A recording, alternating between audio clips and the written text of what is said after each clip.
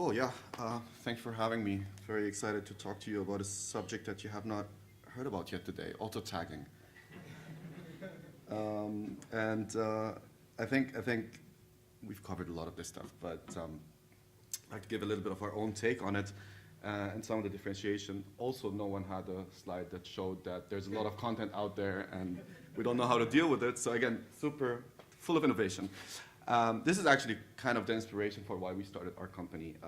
It's a photo from an exhibition by Eric Kessels, a Dutch artist who, I think it was in 2007, printed out every single photo that was uploaded to Flickr on one day and turned it into an exhibition, right? And you know, one of the hated subjects, I guess, in stock is the fact that content creation is just no longer a problem. With that explosion, everyone is creating content. The question is, how do we source? How do you understand it?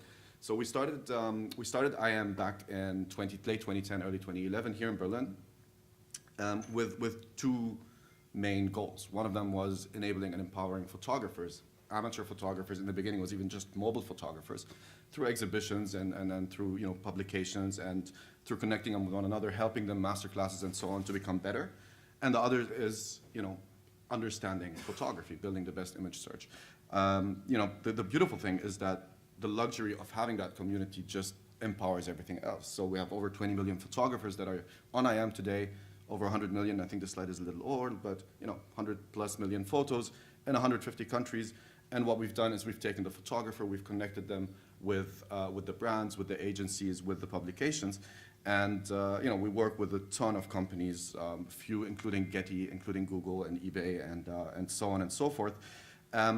But here's the point, right? When you're talking about that massive volume of content, you need to automate. And so we had to answer two main questions from day one. How do we understand what is in the photo, which everyone is talking about? How do we understand whether the photo is good or not? And these are the two things that we've been working on since 2013. IM Vision is sort of our tech and our take on this. And we've managed to, obviously, I wouldn't be here otherwise, we've managed to teach an algorithm to understand what is a dog and what is a cat, to also understand what is a vacation and what is a tourist, and all of that stuff, thousands and thousands of keywords, also to describe it with a caption. But more importantly, and I think more interestingly, is we've taught the algorithm to understand which photos are good and which photos are bad. And that across a variety of contexts. We'll come to that a little bit in a second. But every photo that goes through IM, and we're talking millions of photos that come in every week, we're talking thousands of photos every day, they have to be processed this way. Obviously, there's a man in the middle at some point that kind of needs to do some quality control, but there is no other way to scale this except through automation.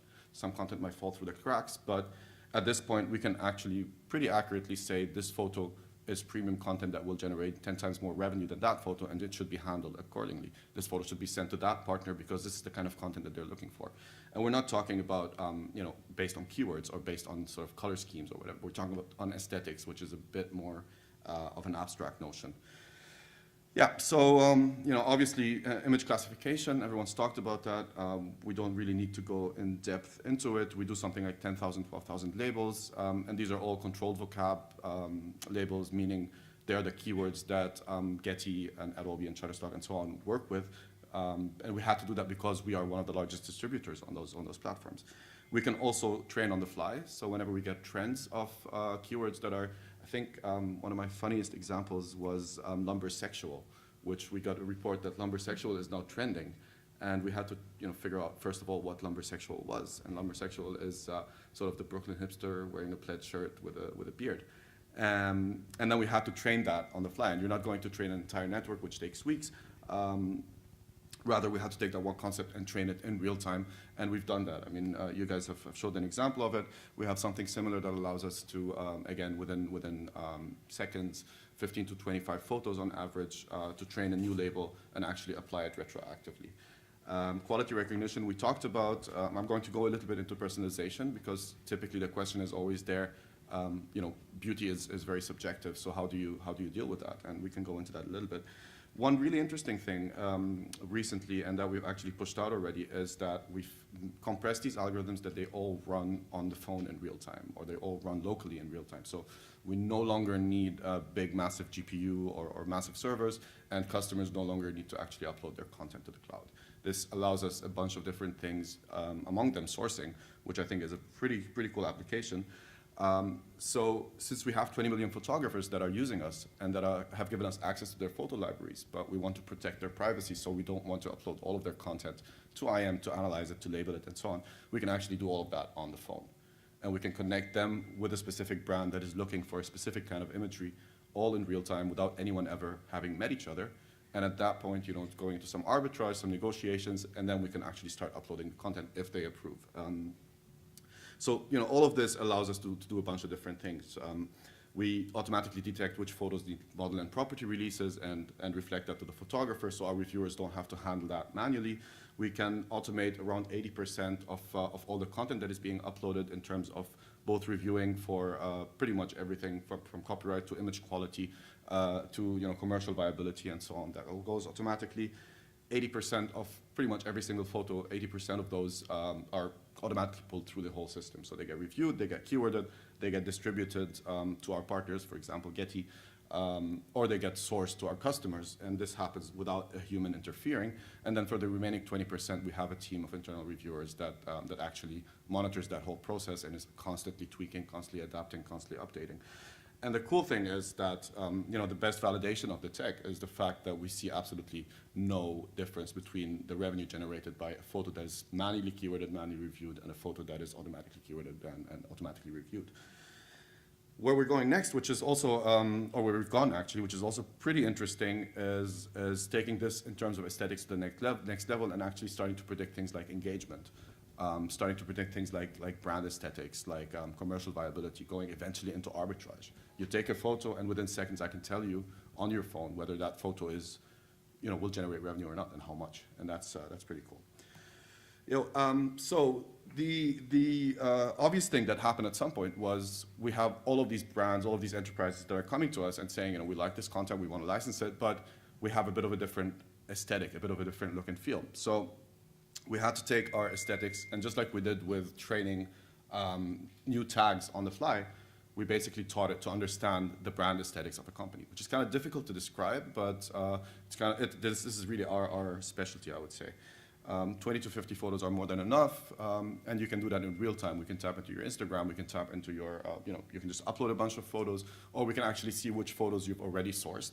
And based on that, we can curate a new set of images that are that happens pretty much in real time, and that reflects your brand aesthetic and allows you to source content that will perform on whichever campaign you're using based on your inputs. A bit of an example, so one thing we do, which is super interesting for customers, is we run these missions, these ability for them to source content from our community. One of our larger customers wanted a mission called The Future, and so imagery that represents the future. And these are like the top photos that the community uploaded. Except from the customer's approach, this is the kind of imagery that they were looking for and that they provided us with for that brief. So you take these photos, and there's 50,000 photos added to this one particular mission. We train that personalized aesthetic with these photos, and from that same collection, suddenly this is the content that is now being proposed. It covers 80%, 85% of all the curation that a photographer needs to do, or that a curator needs to do, and just augments them. And this is, I think, the main claim here, because we're not replacing photo editors or photo reviewers or photographers. We're augmenting them and enabling them to actually handle that massive volume of content. From the aesthetic side, I think this is something that I'm personally very proud of. A few months ago, we actually published the world's first AI curated magazine. So a whole magazine, all of the photos are actually curated by our aesthetics algorithm, and it's pretty interesting. I mean, it's always, as Professor Bartel was saying as well, it's never 100%. There's always mistakes, but it's even interesting to see what the mistakes are.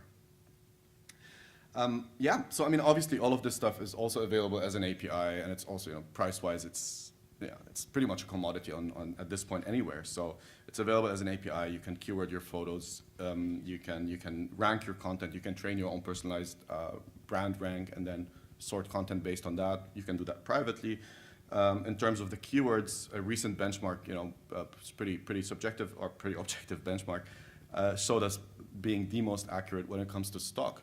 But obviously, the differences are minuscule between companies like Clarify and Imaga and ourselves. Some other companies are way behind, but some pretty large companies. But I won't name. I think the tradition is not to name, but it's actually surprising. But again, stock is a very, very distinctive field. You know, ImageNet, which Matthew famously won a few years ago, it's about detecting one specific thing in a photo, and this is totally irrelevant for the use case of stock, because for stock you need to detect what is in the photo, you need to detect the emotions, the context, you need to detect the seed, you need to detect the aesthetic qualities. Is this, you know, is this a focus on foreground, and is this the way forward, and is this photo representing solitude, and all of these things are just not sort of stuff that it's being worked on explicitly in the academic field.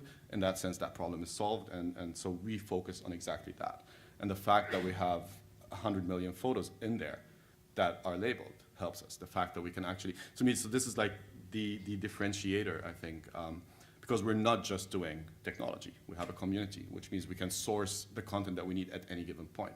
We have 1,000+ customers, which means we always have real-time input from the market, what they're looking for, what they need, what kind of images are now trending, and how that sort of shifts across time. So we did this really interesting experiment where we were trying to figure out the evolution of aesthetics.